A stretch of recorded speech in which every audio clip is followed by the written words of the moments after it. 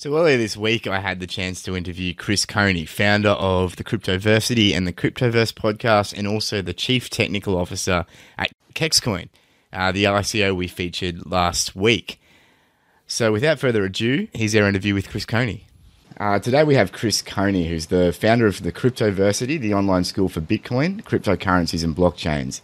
He's also the host of the Cryptoverse podcast, and he's the Chief Technical Officer for the Kexcoin project, which is the project we featured last week on episode 2 of the FOMO show. So he's here to talk mainly about Kexcoin today. How you doing, Chris? I'm doing absolutely fantastic, sir. Thank you. How are you? I'm great, mate. I'm great. Thanks for asking. So look, first order of business, just tell us a little bit about how you got into the crypto world, first of all, how your journey brought you here. Absolutely. So I think I was built for this, right? And what I mean by that is my degree is in computer science. It's a longer title. It's called Bachelor of Science and Business Information Engineering. So it was kind of computer science and information as applied to the business world. So it was quite broad in that regard. My father has always been self-employed, so that's where I got that exposure. And after uni, I tried to get a job for like 6 months. No one would give me one. So I ended up, starting my own business. So my career prior to discovering Bitcoin was in sort of like web design and that kind of technology stuff. So that laid the groundwork in my technical understanding. Meanwhile, one of my major passions was studying economics. I just had like a mad fascination with money, not because I just wanted to buy mansions and Lamborghinis. It was just something about the money system that I was fascinated by. And I started studying Austrian economics and sound money. And that wasn't my profession. I saw how to apply it in business, just the principles and so on. But that was kind of a preparation. I didn't know. Well, I always say, like, you never know what you're being prepared for. That's one of my sort of mottos. So when I discovered Bitcoin, it brought together all this stuff, like all the computer science stuff that I'd studied. And then there was this economic angle coming in. And then I was in business and I'd been an experienced marketeer and all this other stuff. And they almost seemed like roughly linked together. But then when I discovered Bitcoin, it was like this center point where it all intersected. And I was like, wow, it was almost like this was invented for me, right? Just everything I loved, everything that I'd done, all my experience, I was prepared to become the Chris Coney, now the host of the Cryptoverse and this quote, expert in cryptocurrencies and so on. So it was kind of meant to be. I believe it was meant to be, mate. I cannot believe how perfect it was. It was like it was made for me. That's the way I see it. Right. So just tell us, before we move on, tell us a little bit about Cryptoversity then, and what you do. What made you build your reputation in this space? Absolutely. So during my own research, it was easier for me to get my head around Bitcoin and cryptocurrencies because I already had foundational knowledge of the concepts, like what the hell's cryptography, right? And all these kinds of things. What's a network? What's topology? What's consensus? What's proof of work? And all that sort of stuff. So I already had all these pieces, ingredients, understanding of the components. And that's the way I explain Bitcoin to people. I say, look, the invention is the actual recipe. It's the way that these pre-existing components were combined in this unique recipe for the first time. No one had seen them put together in this way before, and that became Bitcoin. So the big gap that I saw when I was researching it was like, because Bitcoin is so multifaceted, it is quite hard to explain to someone unless you have all these understanding of these pre-existing components. And especially if you don't understand the money system as it is, it's hard to understand what problem a Bitcoin solves. So that's an even bigger learning gap, right? Between someone who's complete novice, hears about Bitcoin, but they also need to understand how money works first before they can begin to understand the profundity about Bitcoin. So that left me thinking, I'd like to get involved in this whole thing, but where do I fit into it, right? Where's my place in this whole thing? And I did this exercise out of a book that I read called How to Find Your Giftedness Zone. That was what the exercise was called, not the book.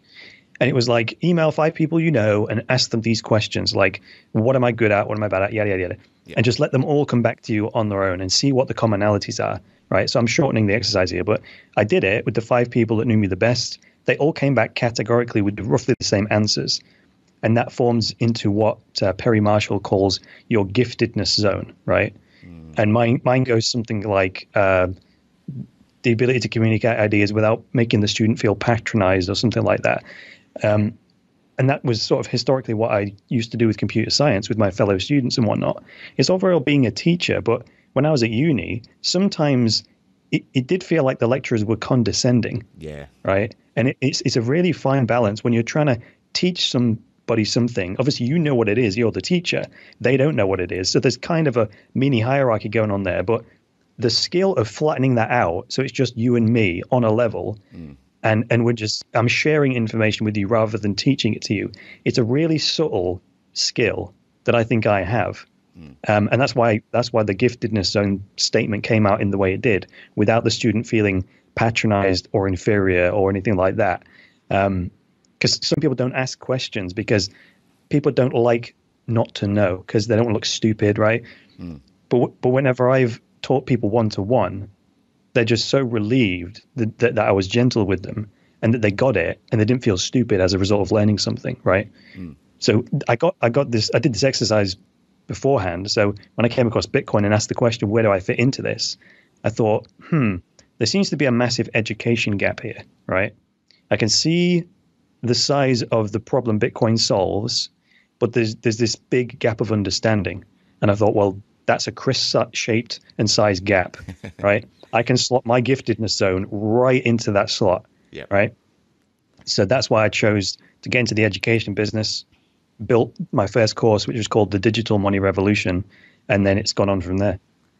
And it seems to be the way, doesn't it, in this space? I know for me personally, when I came in, I mean, I'm quite educated myself, and I thought, I can really figure anything else. But I guess the concepts in this are so, you're dealing with concepts like cryptography and blockchain and all that kind of stuff. It was a very niche portion of the computer science market. Yes, indeed. Technology in general. And now you've got, hordes of people coming into this space and trying to grasp with it.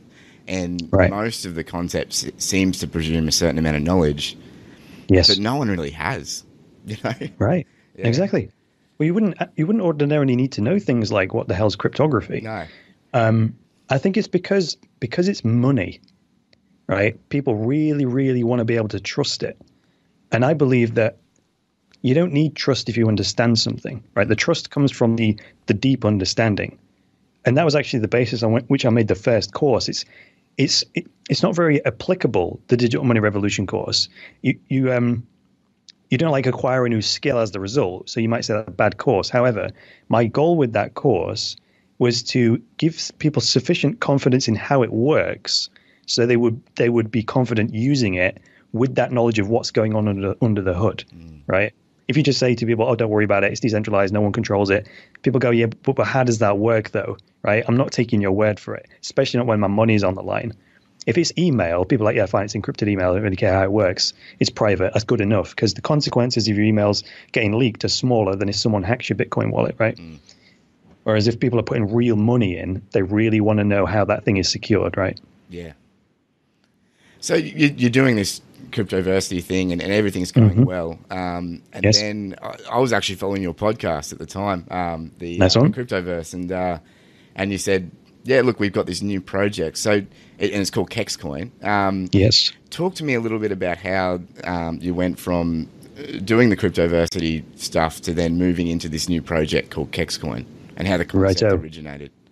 Sure, absolutely.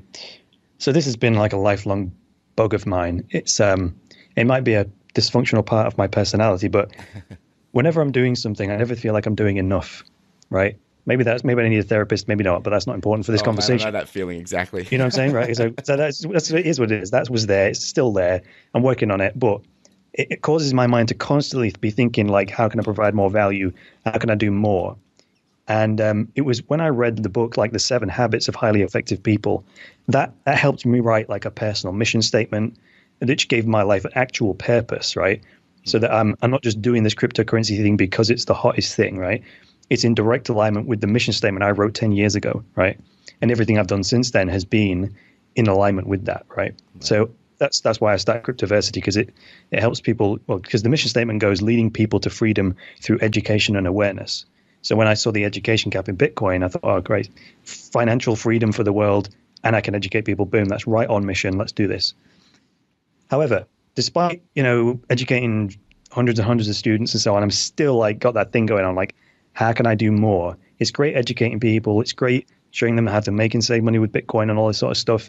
But how do I actually create opportunities for people? Like, how do I create the opportunities rather than sending them here and there to other services and so on?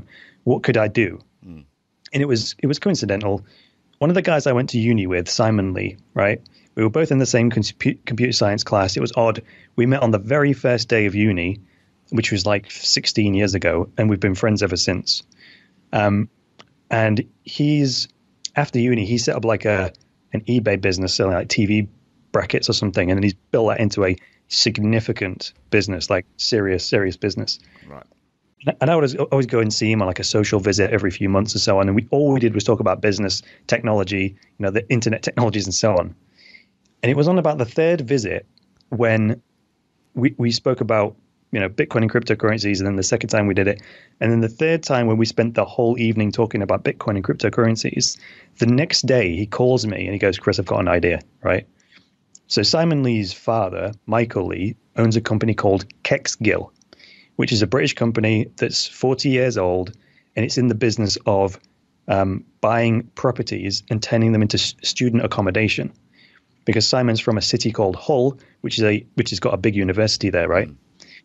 So Kexcoin owns 1,500 student properties in and around the Hull University and all across the north of England, right? So Simon's like, I've got an idea. So he says, Chris, what about this as an idea? What if we used a cryptocurrency to do it like an ICO, raise funds? We can build this big old student property portfolio using skills and connections and systems and processes and intellectual property. But instead of getting the money from the bank and paying the bank interest and all that liability, what if we brought it to the masses, right? And just allowed anyone who had some Bitcoin to participate in that. And I was like, that's a damn fine idea. So we knocked our heads together. We took it to Mike and Richard, who is the managing director of Kexcoin. We presented it to them. We said, how about this? So we explained it all to them because those guys are like several generations back. So we had to really take them through. This is the tech. This is how it works. This is how it's going to be, blah, blah, blah. And they were like, cool, right? So you mean we can have basically a debt-free portfolio, which will be highly profitable, that we can share the profits with all the crowd of people that helped us put it together in the first place. And we were like, yeah, that's pretty much it, right? And we don't have to deal with the banks. We were like, yep. And they're like, okay, let's do this. So they're like, we'll fund it. We'll fund all the marketing and everything, and let's do this. So that's where it came from. Brilliant. And so the one thing I noticed was that a lot of ICOs around now seem to be building it on Ethereum, but you guys elected to do it on BitShares. Yes. Very early on. Can you talk to me a little bit about why you elected to put it on the BitShares network as opposed to the Ethereum network? Barely see that question's the wrong way around. The question should be, why is everyone doing an ICO on Ethereum when that's not what it was designed for, right? Yeah.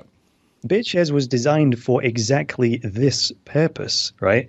It's a decentralized exchange with the ability to create custom tokens. It has a throughput. It can do thousands of transactions per second. And we proved it when we had like 180 Bitcoins worth of pre-orders on the BitShares decentralized exchange. And the minute the ICO went live, it just blew through the whole thing in a split second. Wow. And no one else on the BitShares network even knew it. Now, that might not have been a big enough opening on Ethereum to cause a problem. But on the Cryptoverse, when I've done live coverage of ICOs like the 10x launch and all these others, if there's any sizable ICO, it just grinds the network to a halt because that's not what Ethereum was designed for, right? So I've got kind of a unique position, me being involved in Kexcoin, I didn't want to just follow the crowd. I thought, what are the pros and cons of everything, and what's the best tool for the job, right? Yeah. I didn't want to get conditioned by following the herd, right? And BitShares, to me, just seemed like the best tool for the job. And it was a lot simpler. People could use Bitcoin rather than Ethereum. And it just seemed, because I'm from a marketing background, I'm always thinking about the customer. What's going to be the easiest customer experience?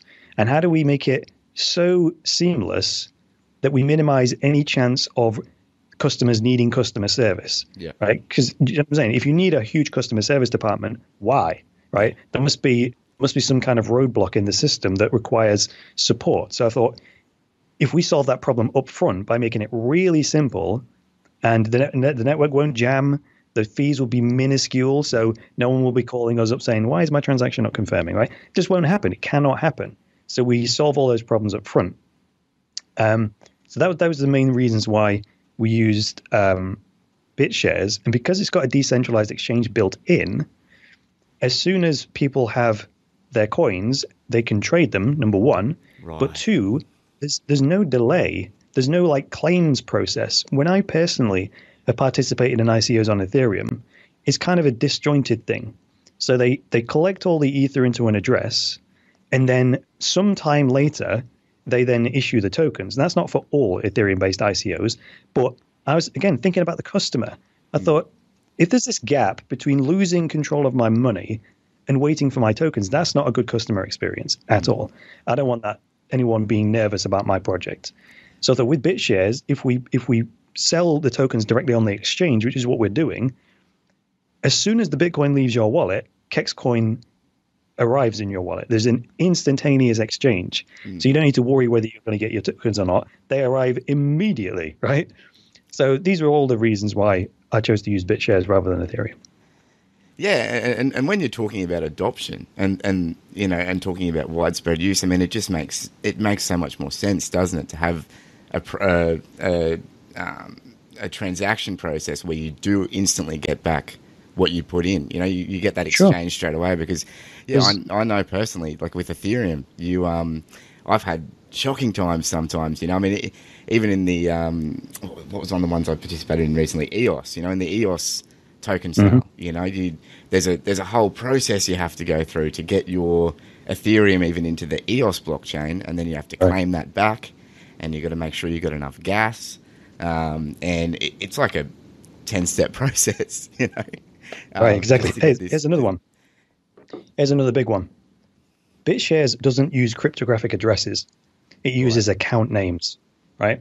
So, like my account name is like Chris Coney. Yeah. So when you send and receive value on the BitShares network, whether it's Bitcoin, BitShares, or Kexcoins, you send it to like Matt101 rather than XYZ, blah, blah, blah, right? So there's that anxiety is removed by, did I type the address correctly? Did I copy right? Yep. And paste it right? You can it's human readable, right? Yep. And BitShares also has a simple account model where you log in just with your account name and a password. And I thought, well, people are familiar with that model, right? So all of these people that are just like too scared of these cryptographic addresses, they can just straight away go to the BitShares network in 10 seconds, sign up for an account, right, on the BitShares exchange essentially, and then just put the Bitcoin in the wallet and away you go. And mate, that's what really, I guess, really fascinated me about the Kexcoin project in general. Once I heard it about it from you and started looking into it, is that there's this real intersection of real world assets and the blockchain. You know, you're taking what's been predominantly, only a real world transaction, which is the buying and selling of property, and you're bringing in the blockchain space and you're trying to mesh them and put them together. And including with making it easy for putting on BitShares and using account names, which might allow people that aren't very familiar with crypto but hear about this opportunity to get involved and want to get involved. It might, like you say, make it easier for them too. So I guess one of the things that comes out of that then is, can you talk to me a bit about how blockchain specifically lets you do something different with this project? Because I know that in the real world you can take shares in a company, you can go into joint ventures with other people to do things like this, to purchase property. But what's the blockchain letting you do differently? And specifically also talk to me a bit about, I think I saw something about the payment for rent in there with these kids. Absolutely. So let's take the first part first. What the hell are we using blockchain technology for in this case, right? Okay. The automation of the accounting process, number one. So there's like no friction whatsoever. And also to broaden the reach. So technically, we could have just raised the money in British pounds and allowed people to use like bank transfers and credit cards and so on. But that would have restricted it to people in the UK who had British pounds. The whole point of taking it into the crypto world is it takes it into this country called the internet, which has this enormous population, right? Yep. And then it then allows anybody, like someone in the Philippines who only has $5 to invest, they can participate in the Kexcoin ICO and profit from British real estate, right? So we were like, sweet. That's the abundance economics of the internet. You'd only need like a few people from each country, like 1 or 2 people from each country participating, and then it becomes a viable project. If you flip that around and said, right, it's a UK only project, you need a much deeper penetration to reach the goals, right? So that's the beauty of crowdfunding on the internet. It's that abundance. Just this massive crowd of people can participate, and frictionlessly, right? Anyone who can get some Bitcoin can get some exposure to this new property portfolio that we're going to build with the funds that we raised, right? So that was the first part of your question. What did you say in the second part there? Yeah, so specifically, what really caught my eye was when you, in the white paper, started talking about making payments for rent with these Kexcoins. Yes, indeed. Letting people come in and, prepay their first month or whatever on the, specifically using Kexcoins from their country. That's right. So I think we got this idea from the community, actually, because when we first launched or announced it, we got a ton of feedback, and we've tweaked the model multiple times based on brilliant ideas from the community. And that's another great thing about crowdfunding. When people say, why did we even do a crowdfunding in the first place?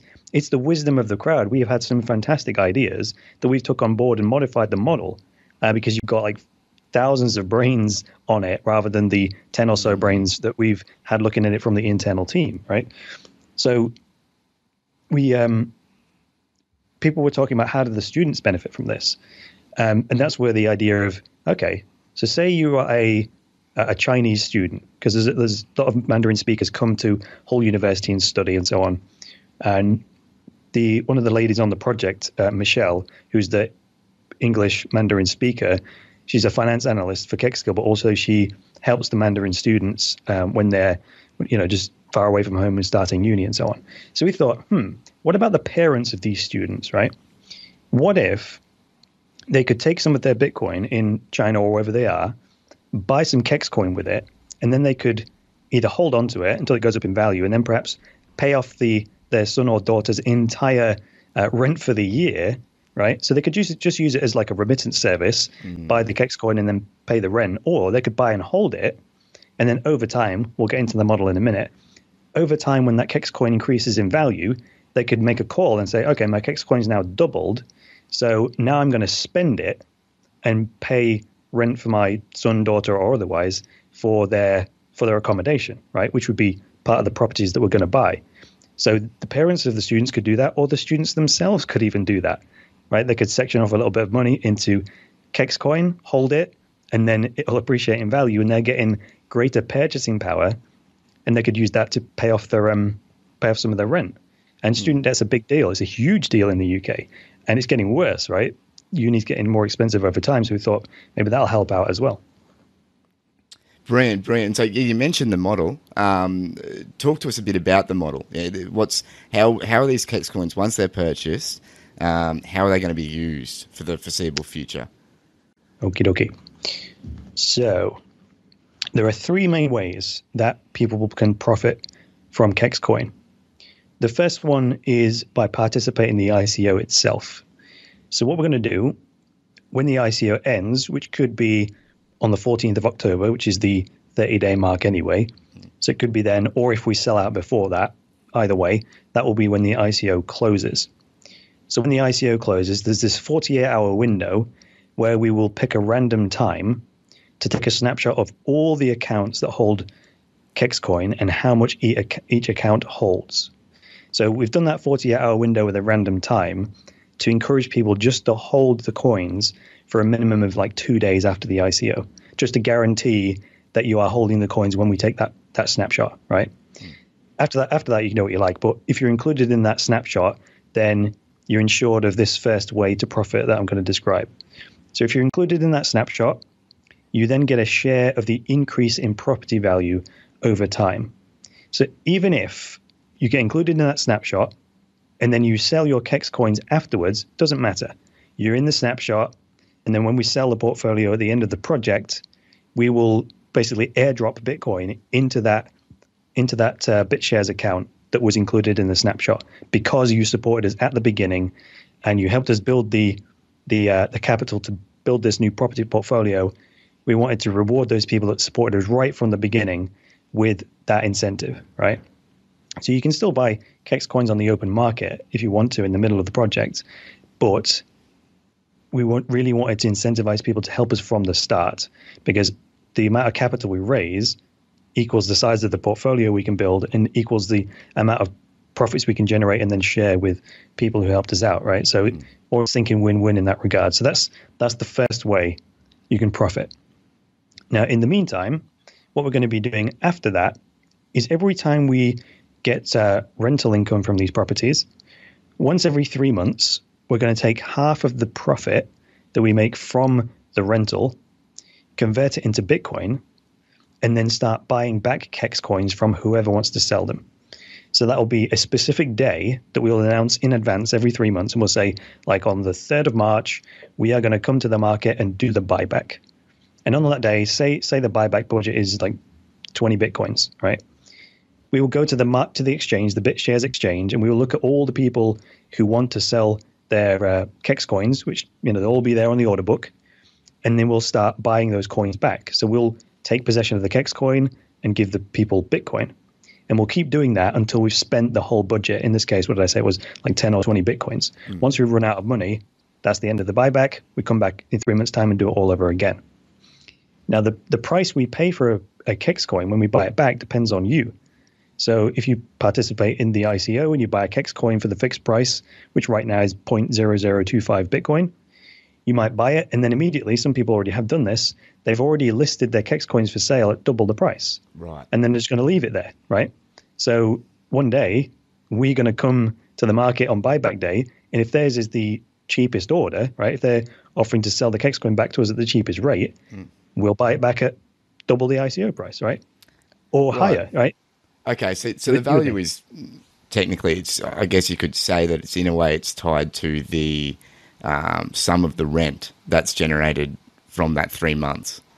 That's correct. Every time we do a buyback, so once we've exhausted the budget, every Kex coin we buy back in that way, we burn. So we're reducing the supply of coins in circulation every time we do it. The reason that's important is because there's less competition for that buyback money every time we do it because there are less coins in existence.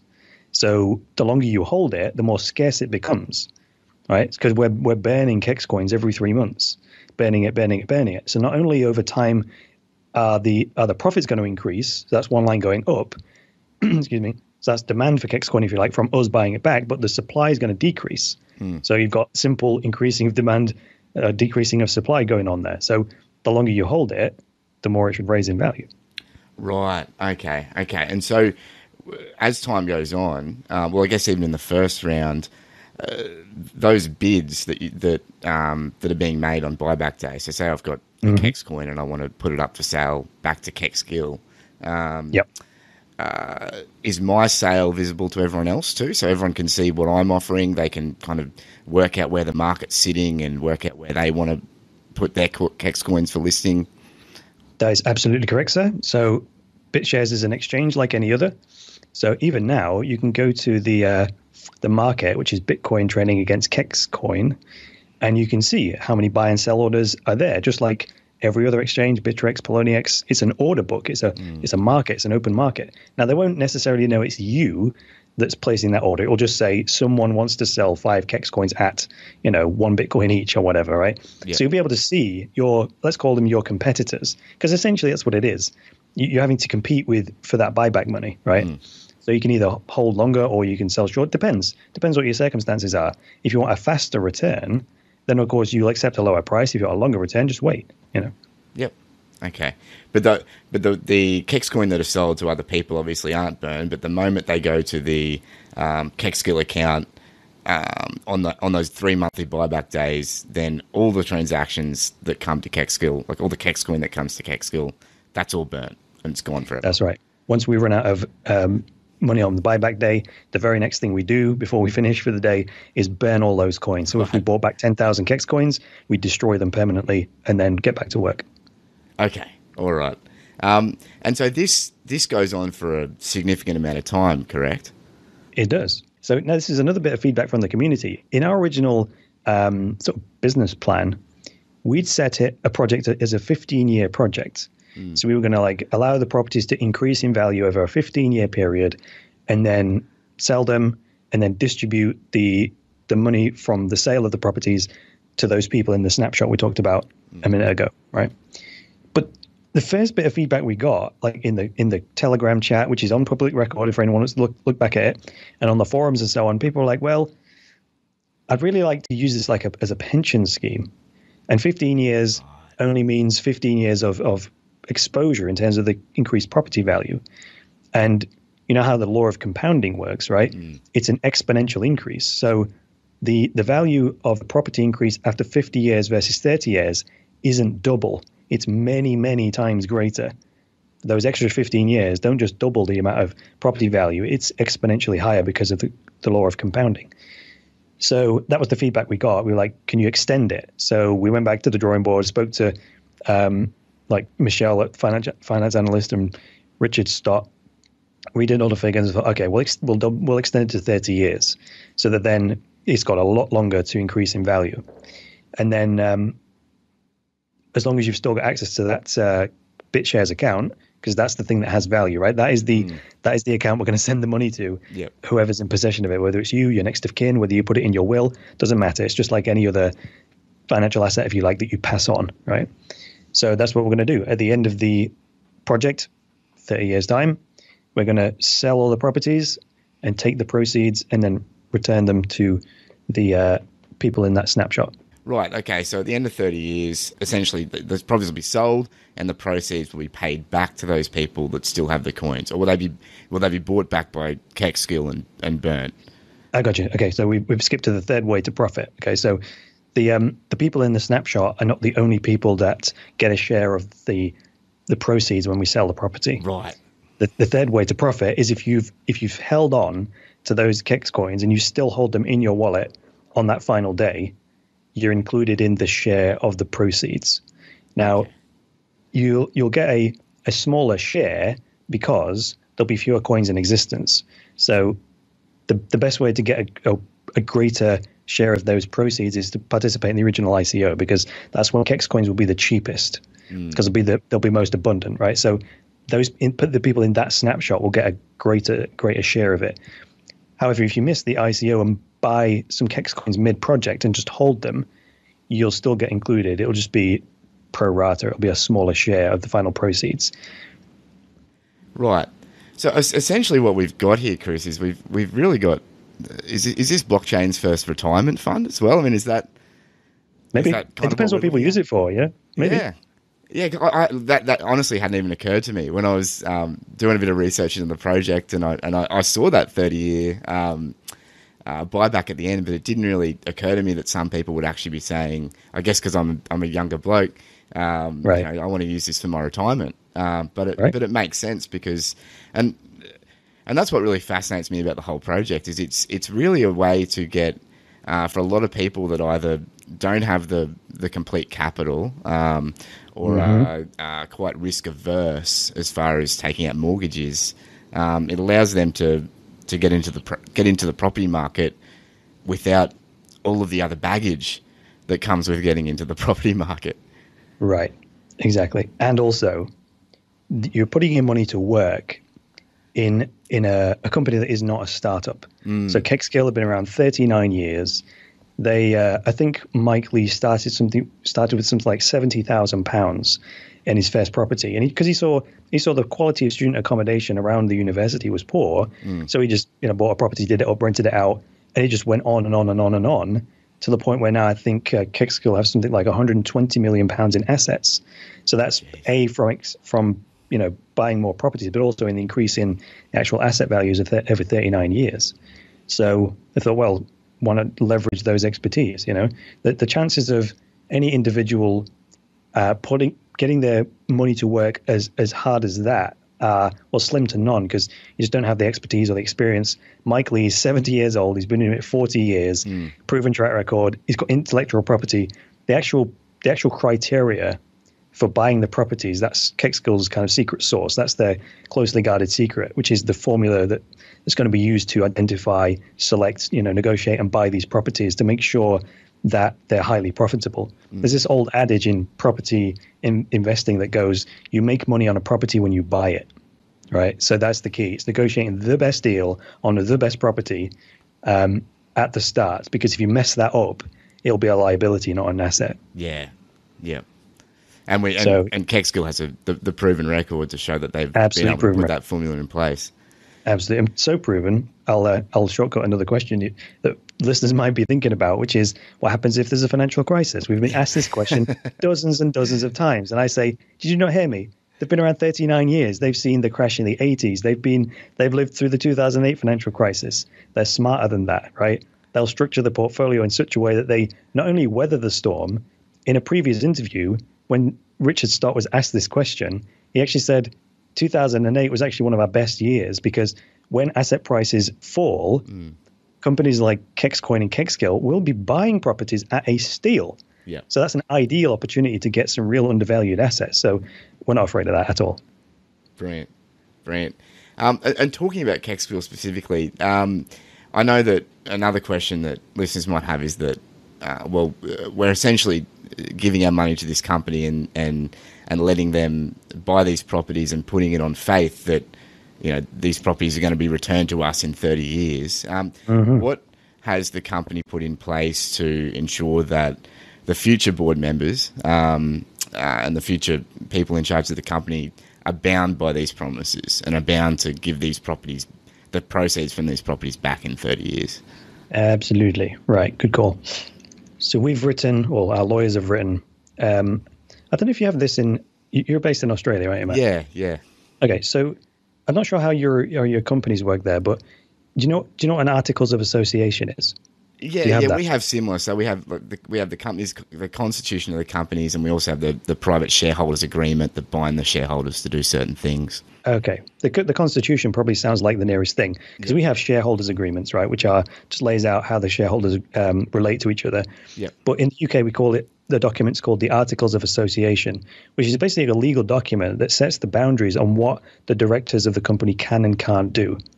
So lawyers have written a 16-page set of Articles of Association that creates a specific ring fence around Kexcoin and the funds that are pledged to the project, which only allow us to do exactly what's in the white paper. So we're not allowed to do anything with the money other than build a property portfolio. And then if we, for some reason, sell a property midway through the project, we have to reinvest that money in buying another property, right? So we as the directors and controllers of the Kexcoin company, we're not allowed to take salaries, dividends, or anything like that. We're not allowed to take any money out of the company. The only way we get paid is because we have an allocation of Kexcoins for ourselves, which are only worth something if we make them worth something. So our incentive is entirely results-based, which is a little bit nerve-wracking for me, but that's what it is. It just creates a huge incentive to us to be on our game, right? Yeah. If your income isn't guaranteed, you really focus on what you're doing, right? Yeah. So that's a good thing. We've backed ourselves into a corner for a reason, right? So we can't wriggle out of it. But in the Articles of Association set out exactly what we can and can't do. And at the end of the day, it's a very long document, but it basically says all the things we can't do, right? Which only leaves us with what we can do, which is exactly what's laid out in the white paper, right? Buy the properties, keep them, do the buyback, and then sell them at the end and distribute the proceeds. And those Articles of Association, they'll be available publicly somewhere? Yes, indeed. So, in the UK, we have Companies House. That's the government's organisation that is the company register. So it's companieshouse.gov.uk, and they have a little search box on there. So you can type in the company number or the name of any British company, and you'll be able to see, are the directors really the directors? What other companies do they have a shareholding in? What's the status of those companies? You can download the documents and so on. It's one of the benefits of us being a British company. It's a lot of paperwork, right? But, while there is a lot of admin, there is a reason why that's all in place, right?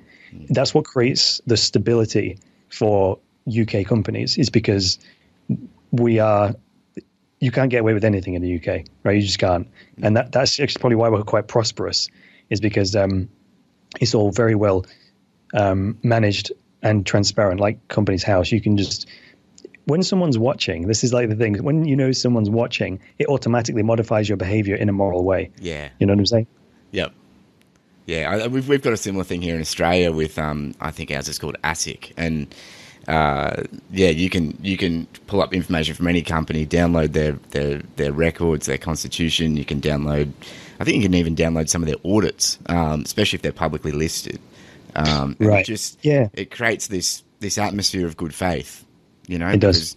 people know that at any time someone can log in and see it all laid bare. And I mean, how many ICOs can you say that for, you know?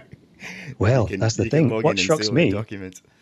In the UK, you have to like list your company number and your address and all on the website so people can check you out. But it's weird, since most of the time I'm on the other end of ICOs, being the mat, right, reviewing them or interviewing them and so on. This is weird for me to step the other side and be the inside of an ICO. And since I've done this and had to cross all the T's and dot all the I's, I am shocked at how few ICOs you can actually contact. Like, there's no phone number. There's very few ways to actually contact them other than social media. There's no mention of like, where's the company based in terms of country, or what's the legal entity, right? It's one of those things where when you buy a Prius, you suddenly see a Prius everywhere. Yeah. It's like that. Since we've had to go through all these crossing the T's and dotting the I's, I'm attuned to it. And as I'm now looking at other ICOs, studying them, I'm like, oh my God, how are they getting away with this? People are giving all their money to this. I mean, mate, it fascinates me as a legal professional just watching the euphoria in the space at the moment, and just how people are just not risk averse at all anymore, you know? That's a good one. Let me pick you up on that. Because euphoria, that makes me think of someone who's taken ecstasy, right? Yeah. And who is completely out of their mind on positive brain chemicals, and nothing matters. And nothing can go wrong. Everything's wonderful. It is almost like that. You know, you see the booming prices of cryptocurrencies, it almost triggers that euphoria feeling, right? And then you lose all rational control. Yeah. Oh, mate, I mean, that's why I really like this project in particular, because so many of the projects you go on and it's just a web page. And like you say, you scratch below the surface and there's not much there. You know, there's a few pictures of a team and some great ideas, but this is a really forward-thinking intersection, I guess, in my view, of real world legal principles, and which for all, you know, I mean, I know that the space is quite rebellious towards much of what governments do. That at least the people that have been involved in the space for a long time, but there's a reason why companies are regulated, and there's a reason why they've got obligations to share certain information and make things public, because you know, that part of the space wasn't regulated at one stage, and people learnt the hard way that when there's no transparency, bad things happen. You know? Right. It's a very fine balance. It is. I can't remember who I was talking to about this recently, but I think it was Philip Kennedy from Kennedy Financial. He interviewed me the other day, and he was talking about what's my take on regulation. I said, well, as much as I'd like a completely free market that's unregulated, I think having no regulation at all and having like strangling amounts of regulation are as bad as each other. Because on the one hand, it allows absolute cowboys to run free, right? But on the other end, it just completely strangles innovation and only allows the Coinbases of the world that have like a compliance department. The startup just can't afford that. So they're as bad as each other. There needs to be like a little bit of regulation to set the guidelines as a bare minimum to just delete at least the worst of the worst. And then we can maybe get on from there. Yeah, no, that sounds good. Okay, so another question I had was, these houses or these properties that you are going to be buying, are people able to see them online? Or are they able to look at the kind of places that Kexcoin are thinking of investing? Sure, absolutely. They can look at the ones that Kexcoin already own, but of course, until we've finished the crowdfund, we can't say these are the ones we're going to buy, right? So because that depends on how much money we raise, what deals are on the table at the time, and so on. So and even when we're negotiating, and we can't really reveal what deals we're negotiating because that's just bad business, right? Once the deal's done, we don't want anyone creeping in and start to take the opportunities away from us. So once they're done, we'll publish everything, right? Richard has already committed to this. We're going to publish absolutely everything. You'll get sick of reading it, right? We'll publish what we're spending, the properties we've got, where they are, yada, yada, yada. But if you want to steer on pretty much the type of things that are going to be bought, then you can just look at Kexskill's existing portfolio of student properties. Right. So that's something we've kind of skirted around. I talked about universities and houses surrounding it, but this is specifically building student property portfolios. And people say, well, why student property portfolios? Well, because of all the yields on real estate, it's by far the most profitable right now. Okay. And actually, it's odd that there's more and more traditional real estate companies jumping on the student property bandwagon because they are starting to see how well they yield. And these student properties that are being purchased, I think I had a quick look into what Kexcoin normally purchase. They're normally in quite big blocks, aren't they? They've normally, houses or complexes that have quite a few rooms, and it can allow the students to have a bit of a community within that area. That's right. Yeah. One of the innovative things that Kexcoin are doing is buying office buildings and converting them into student accommodation, which I thought was genius. And someone was like, why would you do that? And I said, well, think about just basic economics, right? If you've got an asset, you can purpose it in multiple ways, and you'll just purpose it the way that's most profitable. Now, if you don't have that vision, if you go, well, that's an office building, you go, no, it's not. It's a piece of real estate. It's a building, right? You can mold the inside to be whatever you want. So if converting it into student lets yields more than office let, well, any business person in their right mind is going to convert it into student lets, right? And the point where, if it was the other way around, if you had student halls of residence and office buildings were booming as profitability, you'd convert it the other way, right? It's not going that way, right? It's going the other way. So buying the offices and converting them to student lets is just a better use of that real estate. So that's one of the things that they're doing. Brilliant. So, okay, essentially what we've got here then is we've got a way to get involved in property investment without the risks. We've got a proven company that's registered in the UK, that's auditable. There's public details on BitShares. I know you guys have talked about sharing a lot of the transactional details and the where the money's going on BitShares itself in a public wallet. Sure, absolutely. And you've got a team that's got a proven record and great success behind you. So, mate, it sounds like a really good project. I really like the sound of it. Is there anything else that you wanted to mention? I'd like to recap on the team in particular. Yep. Wherever possible, we don't want people to rely on our word, right? Which is why we've been pointing people to Company's House, saying, "Look, go and verify it for yourself," right? Because that's way more persuasive than anything we can say. So the more info we can publish, the better. And the more information that we don't have to publish directly, better. So things like publishing the multi-sig wallet where all the Bitcoin is held. We published that in the white paper before we even launched anything. So we don't have to tell you how much we've raised. You can check it any minute you like, right? And if you see any money leave that wallet, you can ask us why, because we need to be able to answer that question. And none has left the wallet, and you can see it for yourself. Same with the BitShares account. You can see exactly how many Kexcoins are in existence, exactly how many have been sold, where they've gone, how many's left. It's all there, right? So we don't need to. We do provide updates and announcements on that. However, we don't have to, because you can check it yourself whenever you want. And when we made the video, we purposely wanted to shoot all 5 of us in the same video, in the same place, at the same time, to prove, yes, we do all know each other. Yes, we're all involved in this project called Kexcoin, right? And yes, we all are on the core team. That was hard, because coordinating 5 diaries for a day of a film shoot like that was a nightmare, right? Because we've all got more than we got Kexcoin, and we've all got our own businesses as well. Yeah. So doing that, but it was worth it, because there you've got Mike Lee, the chairman, and then you've got Michelle, me, Simon, and Richard, all in the same Kexskill office, talking about the same thing. So that, again, once we put that up, the main purpose of that is to say, look, yes, we're all involved. You don't have to worry about, right? We're all vouching, saying, yes, we're involved, right?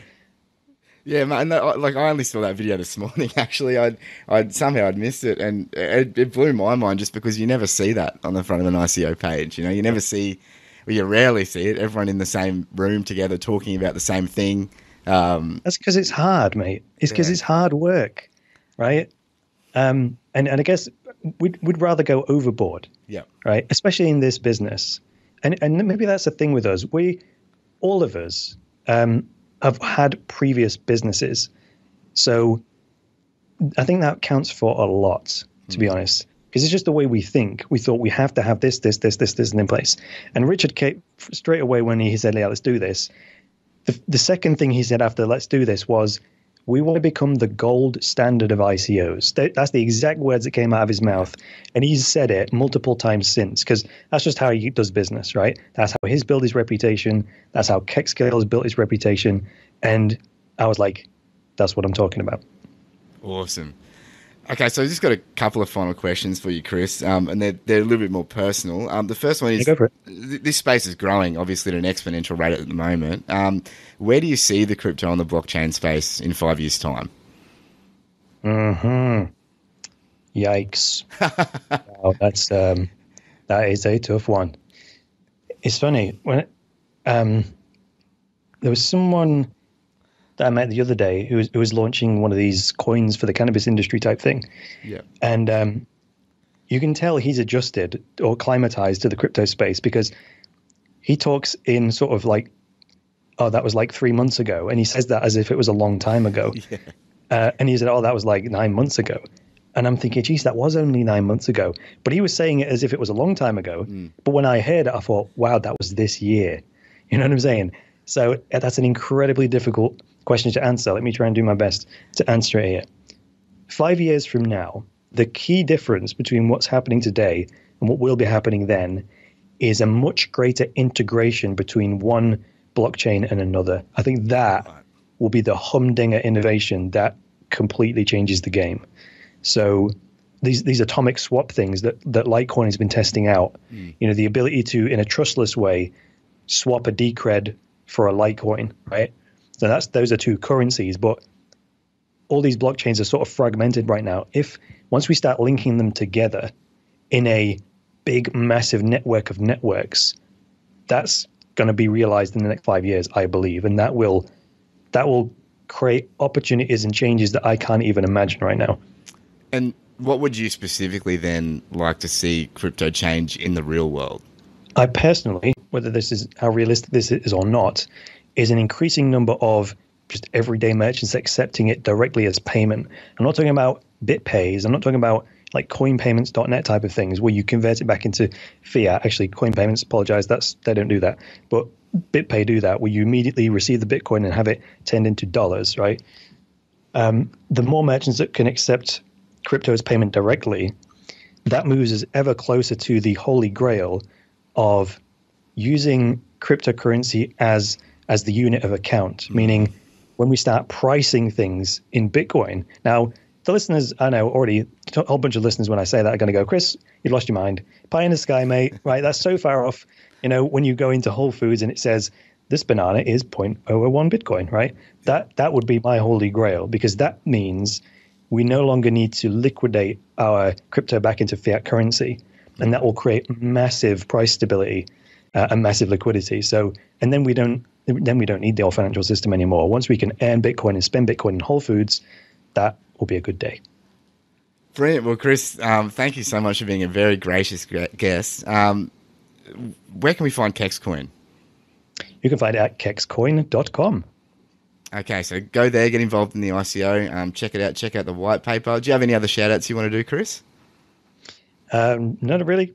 You can check out all the social networks on Kexcoin. Come and join us on the official Telegram chat group. I'm in there as much as possible. Simon's in there as much as he possibly can be. We're up to like 430 members now.